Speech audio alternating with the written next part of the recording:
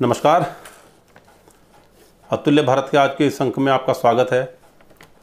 और मेरा निवेदन है कि जिन जिन लोगों ने अभी तक हमारा चैनल सब्सक्राइब नहीं किया है तो कृपया हमारे चैनल सब्सक्राइब कर लें और यदि मेरी बात सही लगती है तो कृपया कमेंट्स अवश्य लिखें। आज बहुत महत्वपूर्ण दिन था और जिस प्रकार से प्रचार किया गया था 5 अगस्त को लेकर के, मैं समझता हूँ उद्देश्य जो है वो पूरा हुआ है, लेकिन जिस प्रकार से यह कार्य हुआ है इस पर चर्चा किसी और दिन की जाएगी। आज जो मेरा चर्चा करने का उद्देश्य है, जो टॉपिक है, जो शीर्षक है, वो पाकिस्तान का है। और जो हम कई बार सोचते हैं कि हमारे जो प्रधान सेवक हैं, जो उन्होंने छवि बनाई हुई है कि वो एक बहुत सूरवीर और बहुत ही गुणी और बहुत ही कूटनीतिज्ञ उनकी सोच है,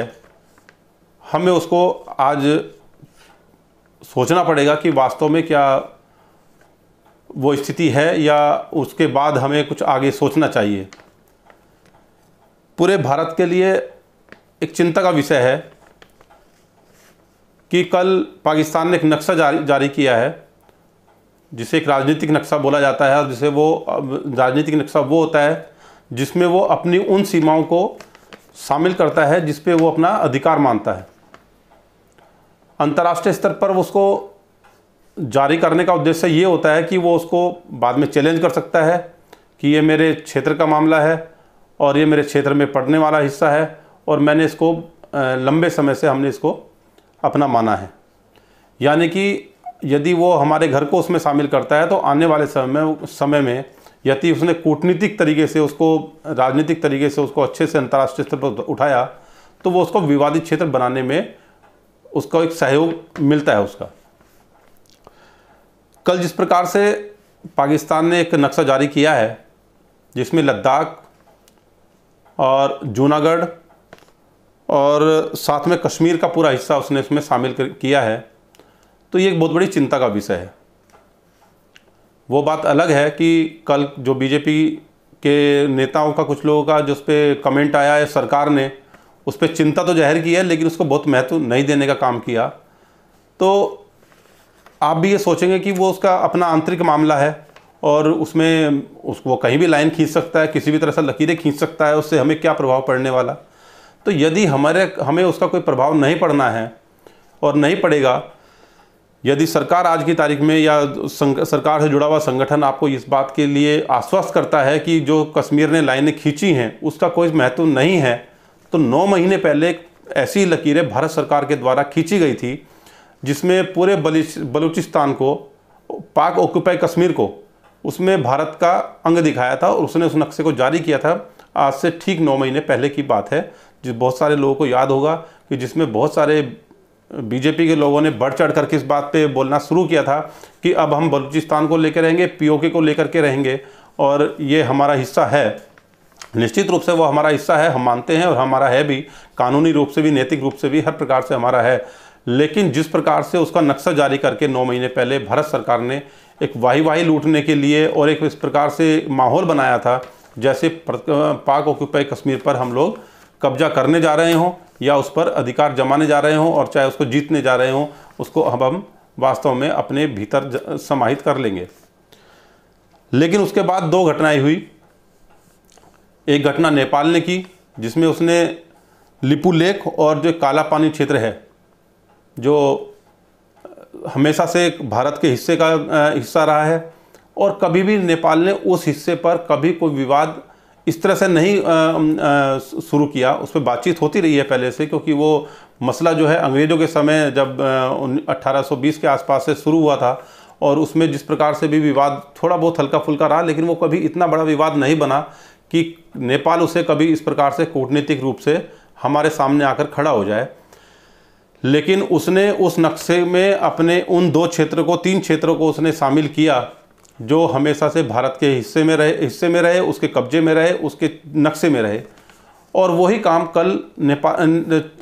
पाकिस्तान ने किया है।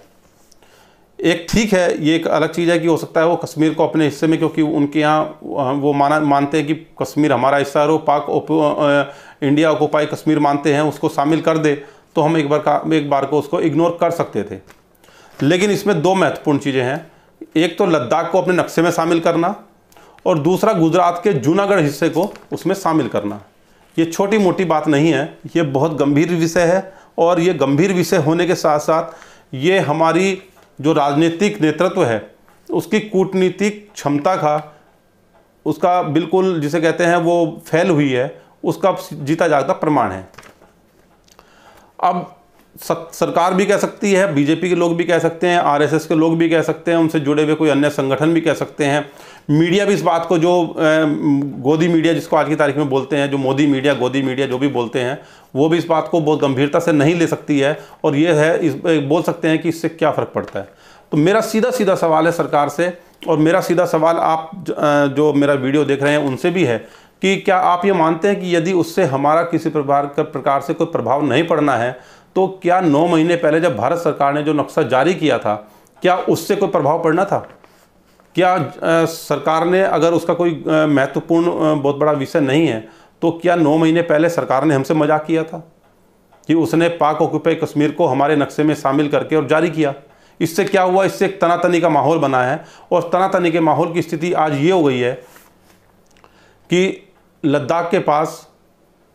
चीन ने सेना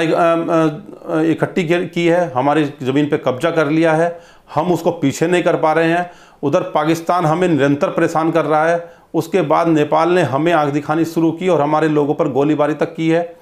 उसके बाद स्थिति ये हुई है कि आज की तारीख में बांग्लादेश पाकिस्तान और चीन के नज़दीक पहुंच गया है,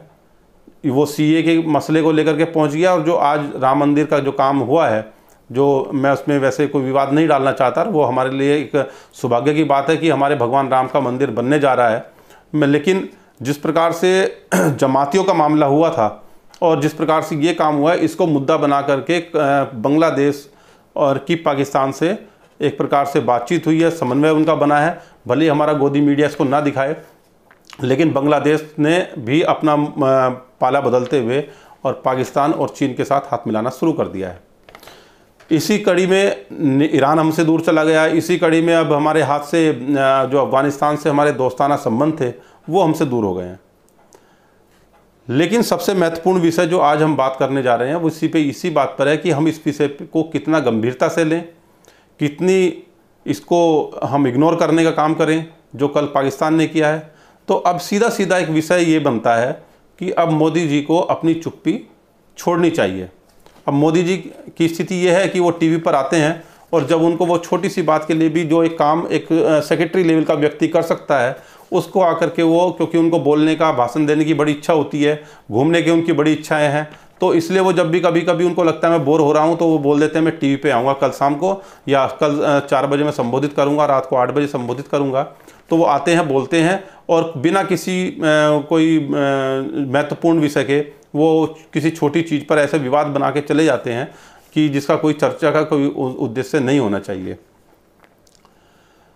लेकिन अब मोदी जी को अब सामने आना चाहिए और बोलना चाहिए कि अब वो पाकिस्तान को लेकर के क्या करने जा रहे हैं,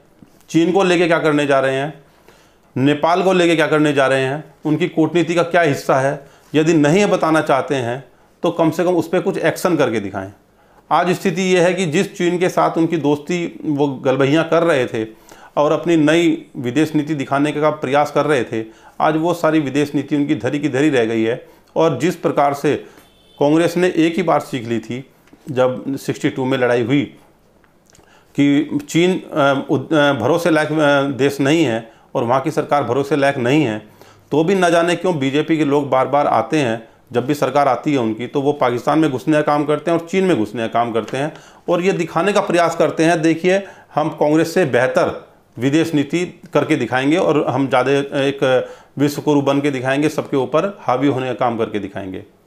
लेकिन जब भी सरकार आई है, चाहे वो 77 में सरकार आई है जिसमें जनसंघ शामिल था, चाहे वो अटल जी की सरकार आई है और उसमें जो भी घटनाएं हुई उसमें आगरा से लेकर के और बस यात्रा तक और जो भी सॉरी, जो भी घटनाएं हुई हैं। उसके बाद मोदी जी आए और बिना बुलाए जिनका उन्होंने अपना प्लेन नवाज शरीफ के घर पे लेकर के उतर गए, और वो उसके बाद फिर चीन के लोगों से, चीन के शी जिनपिंग के साथ वो गलबहियाँ करते रहे। आज वो सब जगह मुँह की खा रहे हैं। तो आज मोदी जी को आकर के बोलना चाहिए कि उनका भविष्य में भारत को लेकर के क्या रणनीति है, और अगर रणनीति नहीं बताना चाहते हैं तो वो खुल करके एक्शन लेकर के बताएं, जिससे जनता को, लोगों को, पत्रकारों को, अधिकारियों को, हम लोगों को सबको समझ में आए कि हाँ उनका ये उद्देश्य है, और वो भारत के लिए एक गंभीर अपनी कूटनीति, अपनी रणनीति और अपनी सामरिक जो एक सुरक्षा की नीति उनके पास है। या ये नहीं कि सिर्फ वो अपने लोगों को धमकाने का काम करते हैं, जो अंदर से उन्होंने सब विपक्ष के लोगों को बुलाया, उनको बुलाया और बोला कि वो हमारे देश में कोई नहीं घुसा है। तो आप अपने देश के लोगों को धमकाने का काम कर रहे हैं, उनको आप झूठे बयान दे रहे हैं, और दूसरे के आप मदद कर रहे हैं, चीन की आप मदद कर रहे हैं। चीन आज पूरे विश्व में आपके बयान को ले घूम रहा है कि देखो मैंने किसी की ज़मीन पे कब्जा नहीं किया, वहाँ का प्रधानमंत्री खुद बोलता है। तो आप अपने देश के साथ हैं या चीन के साथ हैं, या पाकिस्तान को आप धमकी नहीं, आपको उसको डरा नहीं सकते, धमका नहीं सकते। जो बोलते थे कि पाकिस्तान जब मोदी जी आ जाएंगे तो ये सब लोग तो वैसे ही चुप हो जाएंगे मोदी जी के नाम से। तो आज हमें वो मोदी को देखना है, उन मोदी जी को देखना है जिन मोदी जी के आने के बाद जो ये सब आसपास के जो छोटे मोटे जो सिर उठाने वाली ताकतें थी, ये सब डर करके वापस अपने घर में बैठेगी। और विशेष रूप से जो नक्शा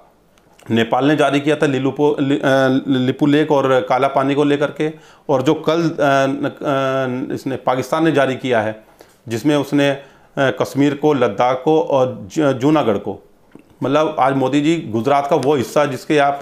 जहाँ के आप रहने वाले हैं, उसकी इतनी हिम्मत हो गई पाकिस्तान की कि वो गुजरात के हिस्से को भी अपने हिस्से में शामिल करके आपके सामने दिखा रहा है, और वो आप कुछ नहीं कर पा रहे हैं। आप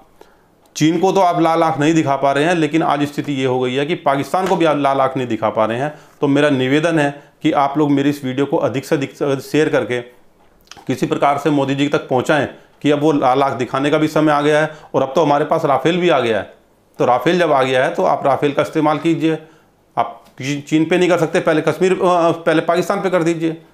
तो मेरा निवेदन यही है आप सब लोगों से, मेरी इस वीडियो को इतना शेयर करें कि किसी प्रकार से मोदी जी तक पहुंच जाए, और मोदी जी को कम से कम याद आए कि हाँ मुझे लाल आँख दिखाना है, और देश के लोगों का नहीं दिखाना है कि वहाँ पे सचिन पायलट को तोड़ना है, उसको अपने कब्जे में लेना है, विधायकों को तोड़ना है, और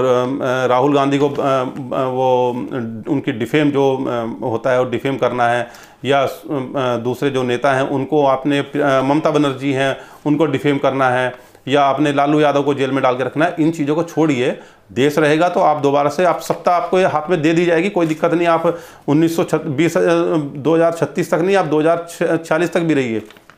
आप 150 साल जिंदा रहें और 150 साल तक राज करते रहें, कोई दिक्कत नहीं है। लेकिन पहले जो हमारे सर पर ये समस्याएं घूम रही हैं, कृपया इसको बाहर आकर के निकाल करके इनको देखने का कष्ट करें मोदी जी। तो मेरा यही निवेदन है आप लोगों से कि आप मेरी इस वीडियो को अधिक से अधिक शेयर करके किसी भी प्रकार से मोदी जी तक पहुँचाने का कष्ट करें, और मोदी जी या शाह जी जो भी देख रहे हो, और वो इस पर निर्णय लें, और आगे से जो भी घटनाएँ हो सकती हैं उनको, जो भी इस पर कार्रवाई हो सकती है उस कार्रवाई को करने का काम करें। जय हिंद, जय भारत। और मेरे इस वीडियो को अधिक से अधिक सब्सक्राइब कर दें, शेयर कर दें, शेयर जरूर कर दें कि मुझे ये वीडियो किसी भी प्रकार से, मैं चाहता हूँ कि मोदी जी तक पहुँच जाए, ना पहुँचे तो अजीत डोभाल तक तो पहुँच ही जाए, क्योंकि आज की तारीख में तो सरकार आधे से ज़्यादा सुना है कि वही चला रहे हैं। तो आप किसी भी तक पहुँचा दें, लेकिन शेयर ज़रूर कर दें। जय हिंद, जय भारत, धन्यवाद।